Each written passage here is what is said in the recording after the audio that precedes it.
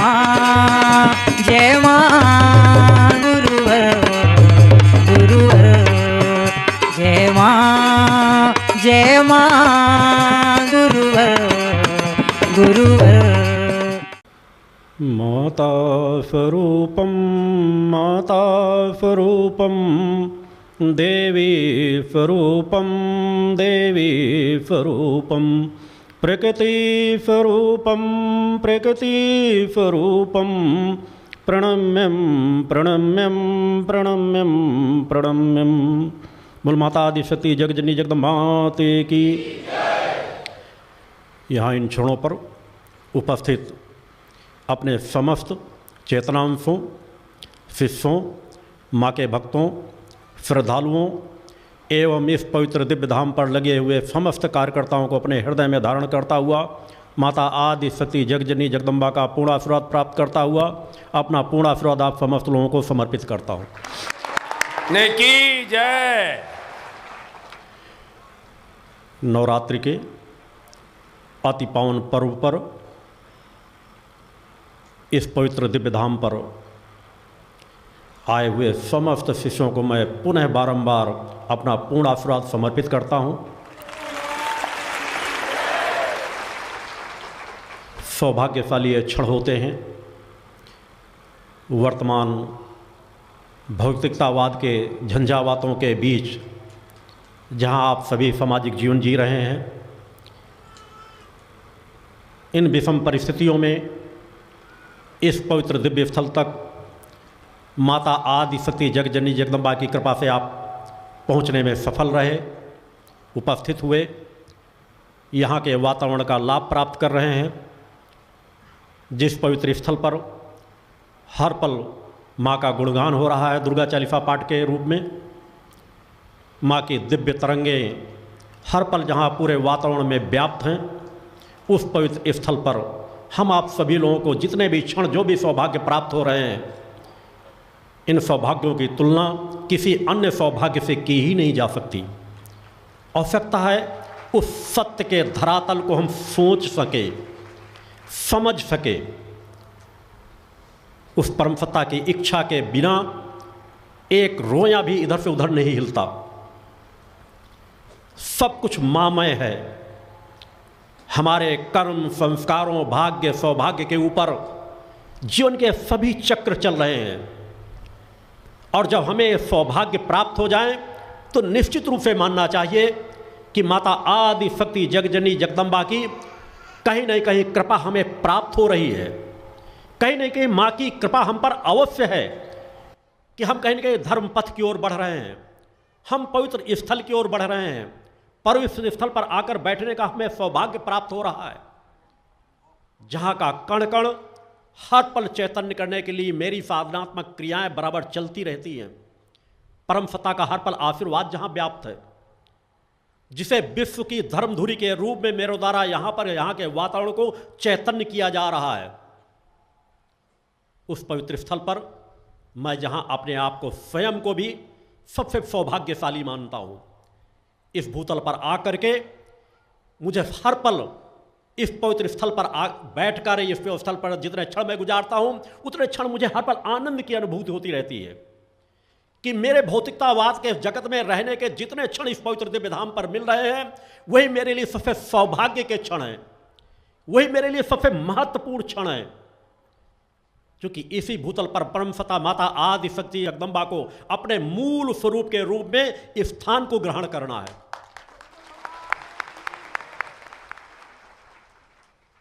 मां का कोई आवाहन नहीं कर सकता, मां को कहीं कोई स्थापित नहीं कर सकता।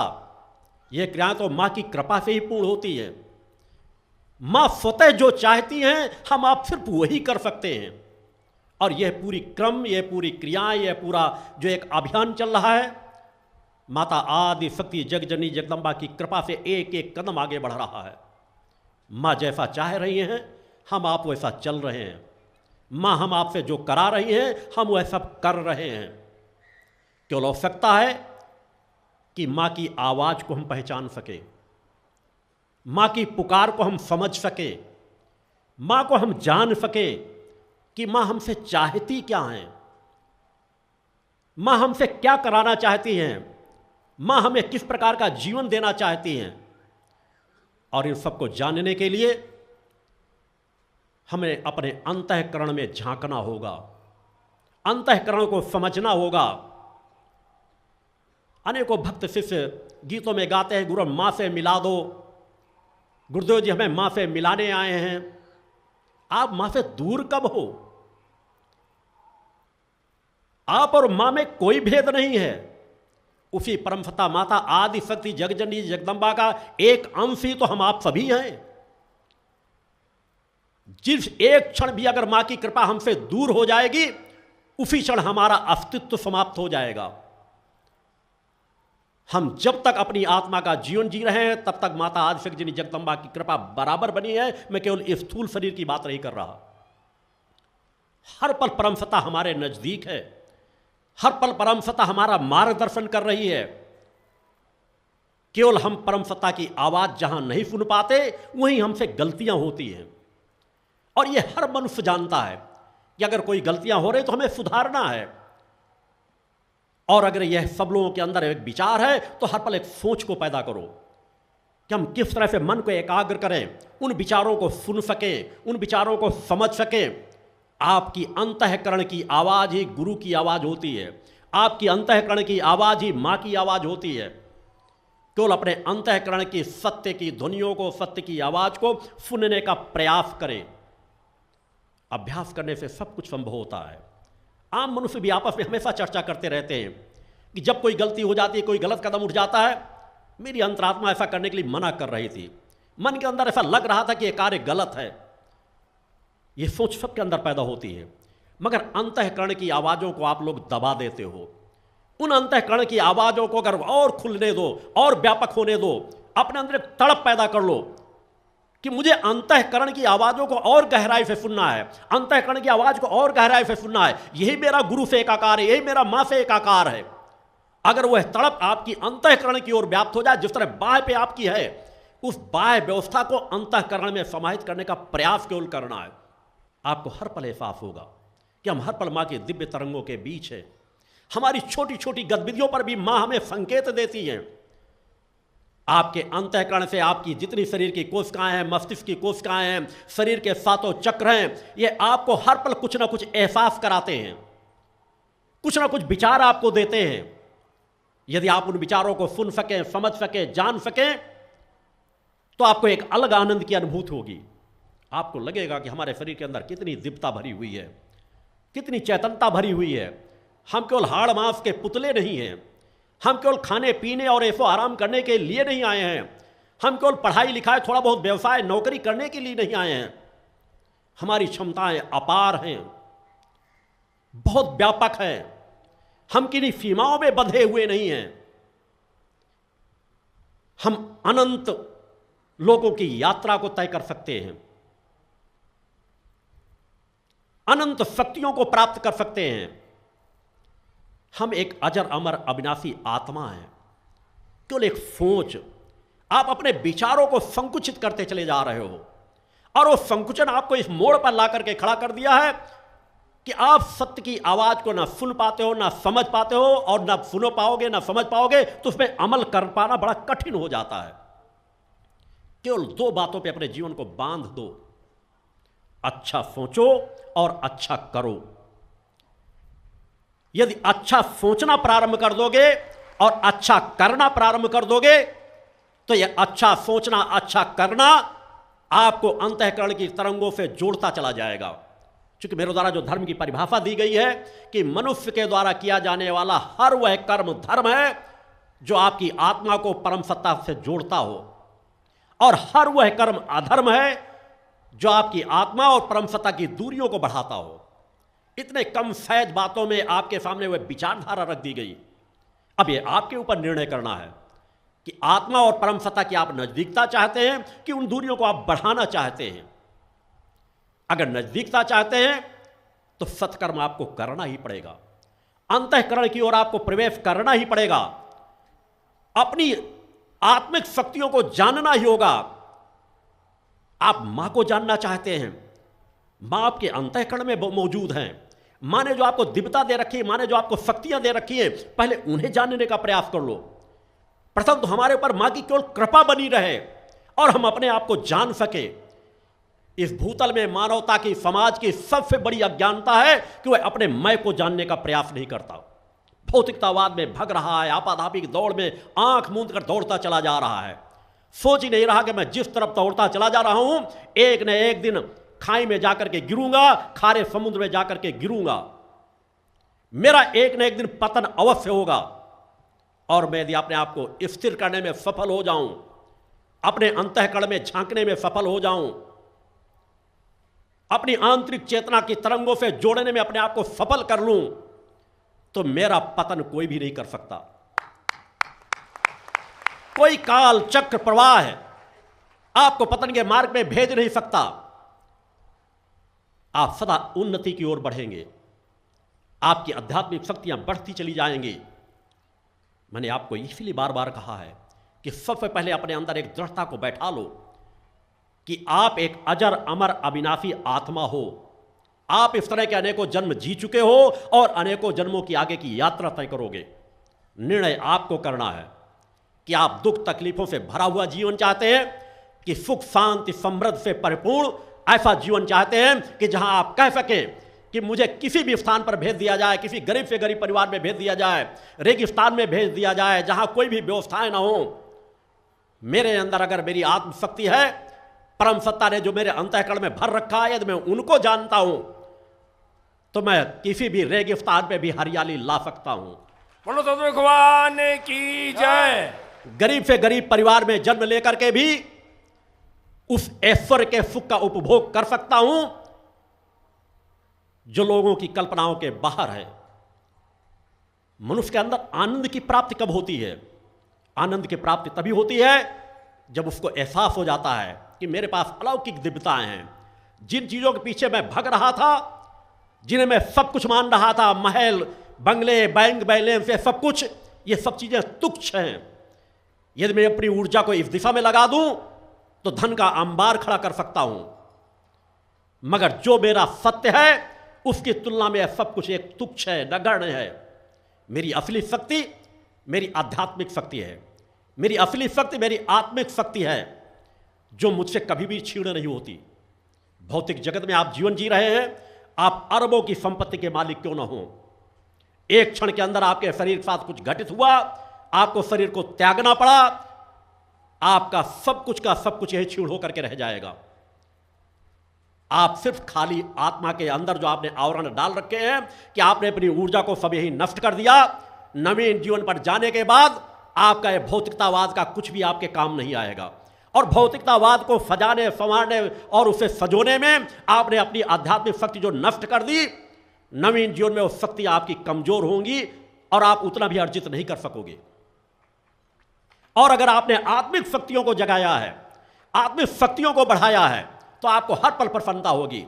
किसी भी क्षण मेरी मौत क्यों ना आ जाए, मौत से आपको प्रेम होने लगेगा कि यह जीवन अगर मेरा थोड़ा सा उम्र आगे बढ़ गई है तो जिस दिन मां चाहे उस दिन मुझे मौत को मेरे पास भेज दे, मैं हफ्ते हफ्ते उसे स्वीकार कर लूंगा कि नवीन जीवन तो मुझे इससे और अधिक चेतना को प्राप्ति होना ही है, इससे ज्यादा चेतनता का जीवन मुझे प्राप्त होगा ही, क्योंकि मुझसे उससे की पीछे कोई भेज नहीं सकता। मेरी आत्मिक शक्ति अजर अमर अविनाशी है।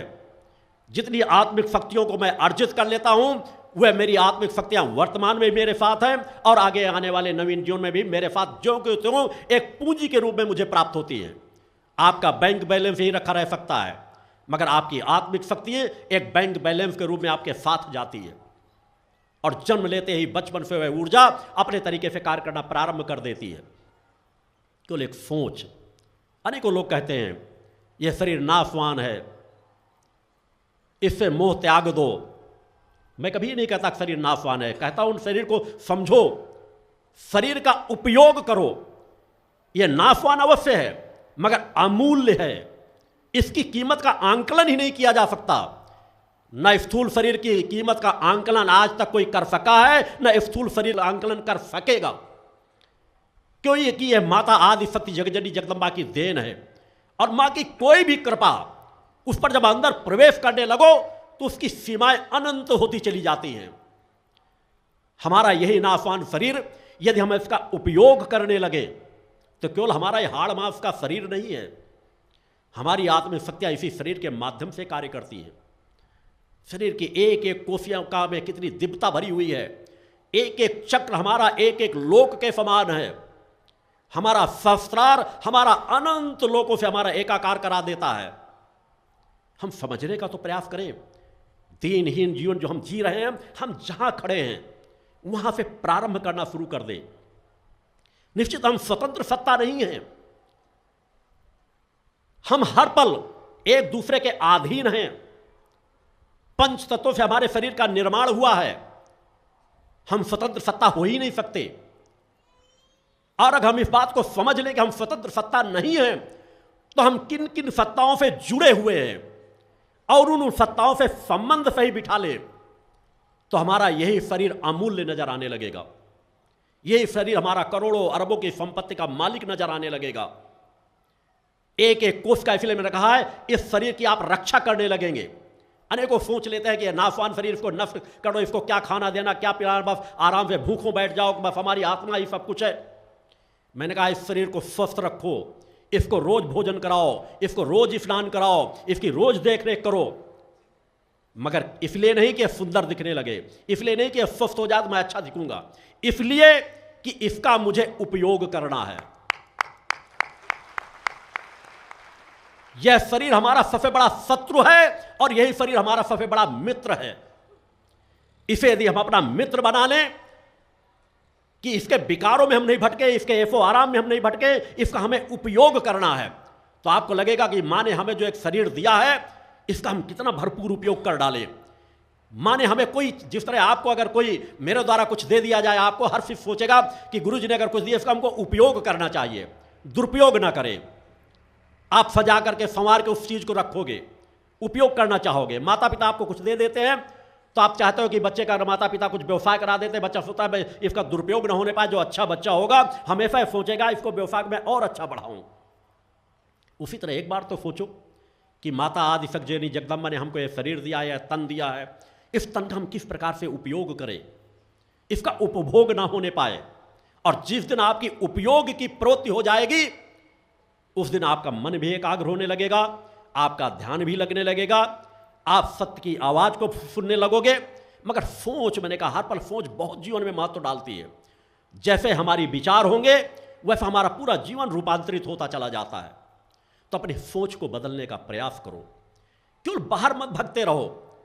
बाहर निश्चित हमें बाहर के संबंधों से जुड़ करके रहना है, इसका अनादर नहीं करना, मगर जितना बाहर के संबंधों से जुड़ो उससे कई गुना ज्यादा अपने अंतर के संबंधों से अपने आप को जोड़ने का प्रयास करो। केवल भौतिकतावाद की दौड़ में मत दौड़ते चले जाओ। यह भौतिकतावाद की अंधी दौड़ आपको पतन के मार्ग पे ले जाएगी। वर्तमान समय में सबसे सजग होने की आवश्यकता है, क्योंकि मनुष्य पतन के मार्ग में जाते जाते ऐसे मुकाम पे पहुंच चुका है कि अनीति अन्याय अधर्म चरम सीमाओं पे बढ़ गई है। मनुष्य शारीरिक रूप से कमजोर होता चला जा रहा है, मानसिक रूप से कमजोर होता चला जा रहा है, बौद्धिक रूप से कमजोर होता चला जा रहा है। अगर यही प्रक्रिया 2-4 पीढ़ी और आगे बढ़ गई तो वहां से समाज को निकल पाना बहुत कठिन हो जाएगा। आप इतने असमर्थ असहाय बन जाओगे कि वहां से आपको लगेगा हम कुछ कर ही नहीं सकते, क्योंकि धीरे धीरे आपकी शरीर क्षमता घटती जा रही है। आप नाना प्रकार की बीमारियों से ग्रसित होते चले जा रहे हो। आगे आने वाले बच्चे आपके इससे भी ज्यादा बीमारियों से ग्रसित होते चले जाएंगे। उनके बचाव का सिर्फ एकमात्र एक साधन है कि सजग हो जाओ। अपने जीवन की जितनी समस्याएं हैं उनका निदान अपने अंदर से खोजो और उस पथ पर चल करके खोजो जिस पथ पर आपको गुरु आपका बढ़ाना चाहता है। आपको मां से जुड़ने का भक्त ज्ञान और आत्मशक्ति का मार्ग दिया गया है। धर्म, राष्ट्र और मानवता की सेवा का आपको पथ दिया गया है और अंतःकरण में झांकने के लिए, बढ़ने के लिए आपको योग पथ पर चलना अनिवार्य है। उसके बिना कोई रास्ता आपको सही दिशा तक नहीं पहुंचा सकता, सही लक्ष्य तक नहीं पहुंचा सकता। योग ही जीवन है, वियोग ही मृत्यु है। कुंडलनी का जागरण ही जीवन की मुक्ति है। ये पंक्तियां जो कई वर्षों से मेरे द्वारा आप लोगों को दे रखी गई हैं, यदि आप इसमें सोच पैदा कर लो तो आप अपने जीवन की समस्याओं का समाधान स्वयं ढूंढने में सफल हो जाओगे। आपको यात्रा तय करना पड़ेगा। जो आपने पूर्व में कर रखा है उसे तो आपको भोगना ही होगा। अगर उस भोग को कुछ कम करना चाहते हो तो भी वही सत्य पथ का मार्ग है, धर्म पथ का मार्ग है, योग पथ का मार्ग है।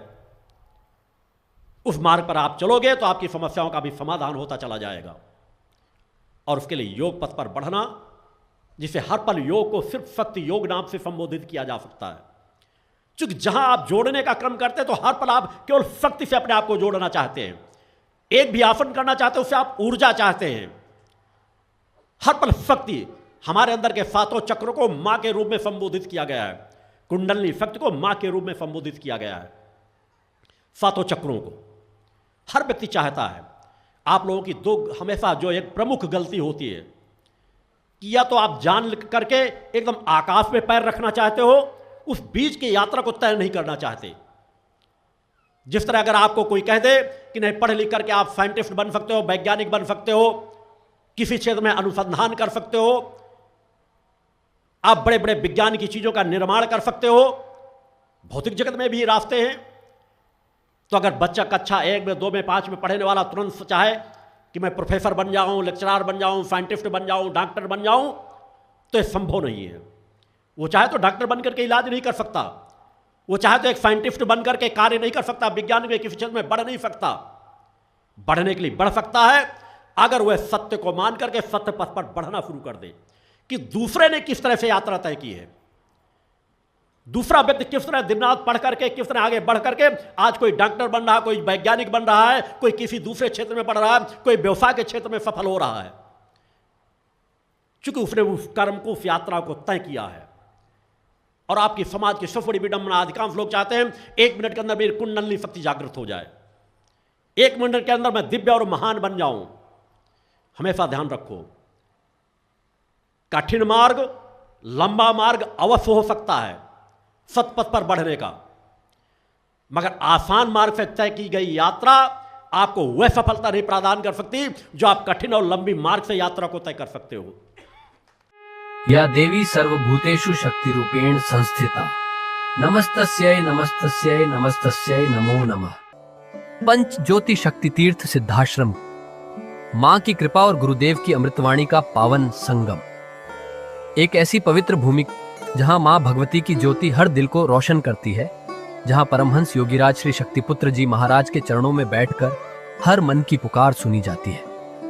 पंच ज्योति शक्ति तीर्थ सिद्धाश्रम, जहां हर कदम पर साधना, हर सांस में भक्ति और हर पल में जन कल्याण की सुगंध बिखरती है। आओ इस अलौकिक यात्रा में शामिल हो और देखो कैसे एक आश्रम ने करोड़ों जीवन को बदला। युगवंदनीय धर्म सम्राट, युग चेतना पुरुष सद्गुरुदेव परमहंस योगीराज श्री शक्तिपुत्र जी महाराज के पावन चरणों में कोटि कोटि नमन, वंदन और प्रणाम। उनकी कृपा से एक ऐसी पवित्र स्थली का सृजन हुआ जो तप, योग, ध्यान और साधना का स्वर्णिम केंद्र है। यह है मध्य प्रदेश के शहडोल जिले की ब्योहारी तहसील में बसा पंचज्योति शक्ति तीर्थ सिद्धाश्रम, जिसकी नींव परम पूज्य गुरुवर्श्री ने 23 जनवरी 1997 को रखी। तब से यहाँ मां भगवती की अखंड ज्योति जल रही है और 15 अप्रैल 1997 से श्री दुर्गा चालीसा का अखंड पाठ अनंत काल तक जन जन के कल्याण के लिए गूंज रहा है। हर सुबह और हर शाम जब सूरज की किरणें और चांद की चांदनी सिद्धाश्रम को चूमती हैं, तब परम पूज्य गुरुदेव जी, माता भगवती आदिशक्ति जगत जननी दुर्गा जी सहित सभी देवी देवताओं और सहायक शक्तियों की आरती करते हैं। इस पावन बेला में भक्तों के हृदय मां की भक्ति में डूब जाते हैं। मूल ध्वज साधना मंदिर में भी रोज सुबह शाम होने वाली आरती में भक्तों का समूह उमड़ता है। यहाँ हर मन की पीड़ा मिटती है, हर शरीर को शांति मिलती है और हर आत्मा को सुख, शांति व समृद्धि का आशीर्वाद प्राप्त होता है। परम पूज्य गुरुदेव की कृपा ऐसी कि वे रोज सुबह और शाम भक्तों से निःशुल्क मिलते हैं। मां के भक्त और गुरुदेव के शिष्य अपने मन की बात उनके चरणों में रखते हैं और बदले में समाधान व आशीर्वाद पाते हैं। अब तक 1 करोड़ से ज्यादा भक्त गुरुदेव से मिलकर उनके मार्गदर्शन से जीवन की राह पा चुके हैं। गुरुदेव की वाणी ऐसी कि सुनते ही मन में संकल्प जागता है। उनके आशीर्वाद से करोड़ों लोग नशे और मांसाहार से मुक्त होकर चरित्रवान और चेतनावान जीवन जी रहे हैं। हर दिन सैकड़ों लोग नशा छोड़ने की प्रेरणा लेने सिद्धाश्रम धाम पहुंचते हैं। पूज्य गुरुदेव के 20 लाख से अधिक दीक्षा प्राप्त शिष्य आज के अधर्म और अन्याय के दौर में भी मां की ज्योति से अपने घरों को आलोकित करते हैं। वे साधनात्मक जीवन जीते हुए आत्म कल्याण और जन कल्याण के पथ पर चल रहे हैं। क्या यह चमत्कार नहीं? सिद्धाश्रम धाम में पिछले 28 वर्षों से मां अन्नपूर्णा भंडारा चल रहा है, जहां सुबह शाम हजारों भक्तों को स्वादिष्ट और पवित्र भोजन मिलता है। और सुनो, यहाँ ठहरने की व्यवस्था भी पूरी तरह निःशुल्क है। क्या ऐसी जगह कहीं और मिलेगी जहां हर सुविधा मां की कृपा से मुफ्त हो? सिद्धाश्रम धाम की पावन सरिता के तट पर बनी त्रिशक्ति गौशाला देखकर भक्तों का मन आनंद से भर जाता है। हर महीने शुक्ल पक्ष की अष्टमी को गौ सेवा समर्पण दिवस मनाया जाता है, जब परम पूज्य गुरुदेव और पूजनीय शक्तिमयी माता जी अपने हाथों से गायों को रोटी खिलाते हैं। यह दृश्य देखकर हर भक्त का हृदय गदगद हो उठता है। गौशाला के पास ही स्वामी श्री राम प्रसाद आश्रम जी महाराज की समाधि मन को शांति देती है, और पास ही दानवीर गुफा स्थल हर किसी को असीम शांति का अनुभव कराता है। हर साल शारदीय नवरात्र में सिद्धाश्रम धाम में शक्ति चेतना जनजागरण शिविर का भव्य आयोजन होता है। लाखों भक्त यहाँ योग, ध्यान और साधना सीखते हैं, गुरुदेव के चेतनात्मक चिंतन को सुनते हैं और मां की अलौकिक आरती का आनंद लेते हैं। मां की कृपा और गुरुदेव का आशीर्वाद पाकर हर भक्त धन्य हो उठता है। 23 जनवरी सिद्धाश्रम स्थापना दिवस एक और पावन अवसर है। इस दिन अखिल भारतीय सिद्धाश्रम दौड़ प्रतियोगिता, योग भारती सामूहिक विवाह और शाम को सुर संध्या व कवि सम्मेलन का आयोजन होता है। क्या मजा है जब भक्ति और संस्कृति का ऐसा संगम देखने को मिलता है। सिद्धाश्रम धाम का जनसंपर्क कार्यालय हर जानकारी का खजाना है। यहाँ से मासिक सिद्धाश्रम पत्रिका और साप्ताहिक संकल्प शक्ति अखबार मिलता है, जिसमें गुरुदेव की ऋषिवाणी और प्रेरक लेख पढ़ने को मिलते हैं।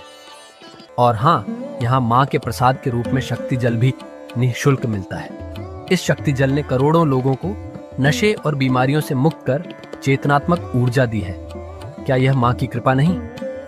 जन कल्याण का एक और अनुपम उदाहरण है निःशुल्क वस्त्र सहायता केंद्र, जहां लाखों जरूरतमंदों को कपड़े दिए गए हैं।